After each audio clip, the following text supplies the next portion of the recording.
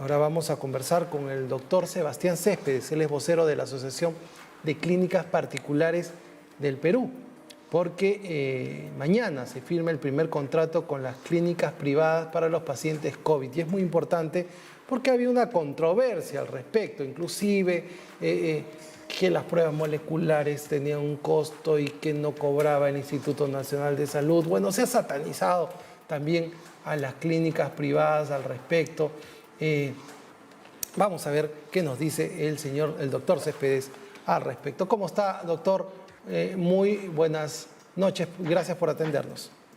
Muy buenas noches, Miguel, encantado. ¿Qué tal? Muchas gracias. Doctor, a ver, mañana se va a firmar un contrato, ¿no?, con las clínicas privadas y el gobierno para poder ver todo esto que se ha estado hablando la semana pasada, para fijar una tarifa plana. Cuéntenos todo, por favor, todos los términos del contrato que se firma mañana. A ver, desde el 21 de abril que el señor presidente Vizcarra anunció que se dan las facilidades para el intercambio prestacional, sobre todo dentro del marco de la pandemia, ¿no es cierto?, donde todos tenemos que poner el hombro y colaborar para enfrentar esta situación tan crítica. Desde esa época, recién el día de mañana se va a formalizar el primer acuerdo de intercambio prestacional entre el sector público con el sector privado. En este caso, afortunadamente, cuando nos referimos al sector público, estamos hablando tanto del MINSA como de salud. Y lo que ha habido es todo un esfuerzo de ambas partes para tratar de no solamente llegar al consenso de una tarifa, que eso es uno de los elementos, pero hay otros elementos que son tan o más importantes. Uno de ellos, por ejemplo, fue el poder generar una serie de normas y artificios legales para que dentro de la abundante normatividad del sector público se pudieran dar este tipo de contrataciones. Cuando comenzamos nosotros las primeras conversaciones con el CIS el 1 de mayo de este año, en 15 días teníamos muy avanzado el tema de tarifas, contratos, pero en ese momento recuerdo que el equipo técnico del CIS nos decía: nosotros tenemos 3 problemas principales. El primero de ellos es que no tenemos una autorización inmediata para contratar a privados. El segundo, que tenemos que hacer unas adecuaciones en nuestras propias normas para poder generar los espacios que nos permitan, en el marco de la pandemia, poder contratarlos. Y el tercero, tenemos que sustentar un presupuesto ante el Ministerio de Economía y Finanzas. De manera que el CIS ha hecho un trabajo muy rápido para lo que suele ser a veces los procesos públicos administrativos, y lograron avanzar con ello. Luego, recién este miércoles pasado, primero el martes y luego el miércoles, que tuvimos una reunión, digamos, de cierre con el ministro de Salud y la ministra de Economía, ahí se estableció un acuerdo marco entre la Asociación de Clínicas y el gobierno peruano. Ese acuerdo marco lo que contempla es establecer los contratos y los términos de referencia, que es un documento que se usa mucho en la práctica pública, para que en base a ello se puedan dar estas prestaciones. Y básicamente lo que el CIS y el Salud estarían requiriéndonos a nosotros como privados son disponibilidad de camas UCI con ventilador mecánico. Quiere decir que cuando el Estado, tanto CIS como Salud, hayan agotado sus camas de UCI, entonces van a salir a buscarlas en el sector privado. Esta búsqueda además no va a ser aleatoria, va a ser una búsqueda que va a estar respaldada en lo que se llama la matriz de capacidad instalada COVID. Es una matriz que se preparó con su salud y que está al mando del comando COVID, donde diariamente todas las instituciones del país, públicas y privadas, reportamos la disponibilidad de camas UCI, sí, y la disponibilidad de camas libres también, ¿no? Entonces, doctor Céspedes, cuando una persona va a necesitar esta cama de las clínicas privadas, es que el Estado, sea de Salud o sea el Ministerio de Salud, bueno, el Ministerio de Salud, cuando no haya disponibilidad, va a ser el Estado el que va a hacer la referencia, por así decirlo.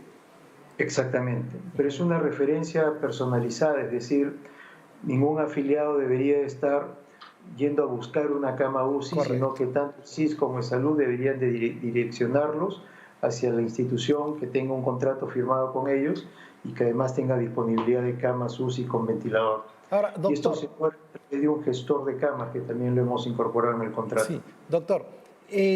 ¿Y qué pasa con sus clientes, ¿no? Porque también hay un cliente privado que busca una atención, que busca una garantía de tener una unidad de cuidados intensivos. ¿Va a haber ahí alguna contraposición? ¿Cuál es la situación de ellos? A ver, en principio no todas las clínicas han tenido la facilidad de establecer un área de atención exclusiva para pacientes con enfermedad COVID-19. Pero en el caso de las que sí hemos incursionado en eso, lo que hemos hecho es diferenciar claramente ambas áreas. Y ya hemos tenido una serie de comunicaciones de nuestros clientes habituales pidiéndonos saber qué va a pasar de ellos, dónde van a estar, porque ahora todo se va a llenar de pacientes del CIS o de salud y no va a haber cabida para ellos. Pero esto no es exactamente así, porque en primer lugar, así como en el sector público, que además tiene una capacidad instalada muy grande y mayor que la del sector privado, nosotros también andamos con capacidad instaladas casi de 100% en lo que se refiere a UCI, pero al mismo tiempo hay una pequeña disponibilidad de camas UCI para no COVID, y ahí es donde habitualmente se hospitalizan los pacientes o nuestros clientes habituales que no tienen enfermedad de COVID. Pero por otro lado, como esto está sujeto a disponibilidad, muchas veces es indistinto quién pueda llegar. En realidad puede llegar un afiliado nuestro, Sí. puede llegar un cliente habitual o puede llegar alguien del CISO de Ahora, salud, como lo ha doctor, por ejemplo, salud siempre ha tenido referencias a clínicas privadas o a centros de resonancia magnética, de energía nuclear, cualquier atención médica que no pudiera darla y referencia a una clínica privada. Y nunca ha habido un problema. ¿Por qué en esta ocasión ha habido un problema? En realidad esos contratos que hace salud son contratos específicos, uno a uno, donde efectivamente compra servicios de diálisis o algunos servicios específicos, pero nunca hemos tenido un convenio con salud para tener un flujo continuo de pacientes. Correcto. Lo segundo es que desde que esto se inició, desde el anuncio del señor presidente Vizcarra sobre el intercambio prestacional, nosotros inmediatamente nos pusimos a la orden. Es más, somos parte del Comando COVID como asociación de clínicas, de tal manera que el diálogo es muy fluido y estamos permanentemente al tanto de los sucesos, y esto se comenzó a ver rápidamente. Pero no hay que olvidar que a pesar del esfuerzo que se ha hecho de parte de muchos funcionarios públicos, a veces es difícil lograr vencer esta tremenda carga de normativa que tienen que enfrentar y que tienen que tratar de resolver, porque a veces las propias normas del Estado colisionan entre sí o les ponen algunas cortapisas que no les permiten ser más ágiles. Habíamos sugerido nosotros el miércoles pasado hacer un contrato muy sencillo, donde rápidamente en pocas páginas pudiéramos ponernos de acuerdo con los términos generales y ese contrato ponerlo a disposición de la opinión pública. Reconozco que se ha hecho un esfuerzo muy importante para eso, pero los contratos siguen siendo un poco largos. Correcto. Es decir, tiene que contener toda la parafernalia normativa que están obligados a consignar por ley. Es el Estado, y el Estado es complicado muchas veces, doctor. Y para terminar, el tema de los pacientes que se han atendido y han pagado cifras mayores a este monto acordado de 55.000 soles más impuestos. Hay pacientes que han mostrado facturas en clínicas privadas mayor a 200.000 o cualquier monto mayor a 55.000 soles. ¿Qué va a pasar con estos pacientes? ¿Pueden hacer un reclamo? ¿Va a haber un reembolso? ¿Qué va a pasar? De hecho que sí, uno de los acuerdos que solicitamos incluir era que no solamente estuviéramos estableciendo un contrato de ahora en adelante, sino que además, por lo menos en el marco de la pandemia, desde que se estableció el estado de emergencia en el país, pudiéramos regularizar aquellas atenciones que habían sido prestadas sin alguna cobertura del CIS o de salud. Y eso afortunadamente se aceptó. De tal manera que una vez que se firmen los contratos, tenemos que seguir trabajando intensivamente para ver varias situaciones. Puede ser que haya venido una persona, que haya sido atendida una persona en una clínica privada del CISO de salud que no terminó pagando nada. Igual ingresó, salió de alta y nunca pagó nada. Puede ser que haya el caso de alguna persona que pagó parcialmente la factura que tenía que reconocer a la clínica pero ha quedado comprometida con un cronograma de pagos o firmando algunas letras para seguir honrando su deuda a futuro. O puede ser casos en los que las personas efectivamente cancelaron el 100% de su atención.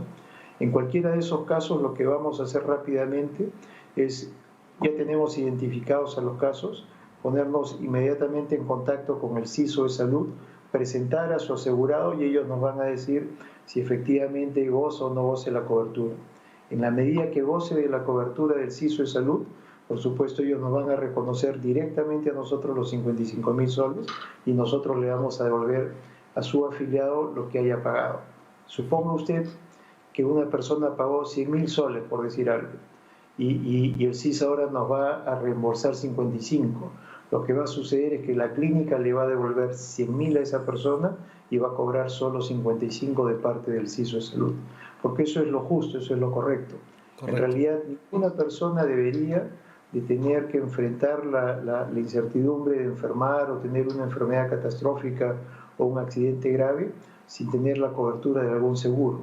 Y la idea del aseguramiento universal es precisamente que todos los peruanos tengamos un seguro que nos respalde. De lo contrario, esta pandemia es una clara evidencia de lo precario que puede ser para una familia no contar con un seguro, ¿no? Los puede quebrar radicalmente de un día para otro por no tener los medios suficientes para enfrentar la enfermedad. Correcto, doctor. Y para terminar, yo no tengo salud, yo no tengo CIS, yo no tengo nada, yo tengo mi seguro particular en una clínica privada que tiene sus salas UCI, que es una clínica implementada. ¿A mí también me va a costar esta tarifa plana? No. De hecho, en el sector privado nosotros solemos ponernos de acuerdo mucho más rápido, nuestros contratos y nuestras tomas de decisiones son mucho más rápidas, y en el caso de los seguros EPS y seguros individuales privados, rápidamente decidieron cubrir las atenciones de COVID. Lo segundo es que las estaban cubriendo de acuerdo a los planes que tenía cada persona, es decir, algunos les cubrían el 70%, el 80% o lo que fuere. Entonces, esto ha ocasionado que como son atenciones relativamente caras, el copago que le corresponde asumir al afiliado privado termina siendo una cantidad importante. Y ahí se vuelve a generar la misma situación. Algunos han cancelado 100% de su copago, otros han cancelado parcialmente, otros no han cancelado nada. Entonces, rápidamente han reaccionado las compañías de seguros en un gesto que es loable y han decidido brindar cobertura al 100%, de tal manera que si de ahora en adelante viene una persona a atenderse por COVID, la cobertura es al 100%, pero al mismo tiempo, lo mismo que va a suceder con el CIS, lo mismo va a suceder con los seguros privados. Correcto. Si retrocedemos a una persona que en abril se atendió por COVID y que incurrió un copago, el que fuere, entonces coordinamos con la compañía, se aplica el seguro. Y se hace el mismo mecanismo, exactamente. Correcto, doctor. Es muy importante que, y la conclusión tiene que ser que ningún peruano se quede sin atención médica, ¿no? Y esperemos llegar, pues, ha desnudado todas nuestras carencias esta emergencia. Faltó solo un temita. ¿Qué pasa con aquellas personas que no tienen CIS, no tienen salud, pero tampoco tienen un seguro privado? ¿Qué pasa con ellos? Son 100% particulares. Afortunadamente ya lo anunciaron desde el gobierno central y el ministro de Salud también. Cualquier persona que no goce de ningún seguro privado, pero que tampoco tenga seguridad social, terminan siendo siempre afiliados del CIS. De tal suerte que esas personas, ni bien recurran a una institución privada de salud por las mismas condiciones que están contratando, inmediatamente comunicamos al CIS si es que no los tiene afiliados para que los afilie. Y con eso estamos tratando de que efectivamente desde el Estado se logre el ansiado sueño del aseguramiento universal en el Perú. Correcto. Muchísimas gracias, doctor Céspedes. Que así sea en beneficio de los pacientes que están padeciendo el COVID, ¿no? Nadie quiere estar en una UCI, sea privada, sea pública, sea en el Seguro Social, nadie quiere estar ahí, ¿no?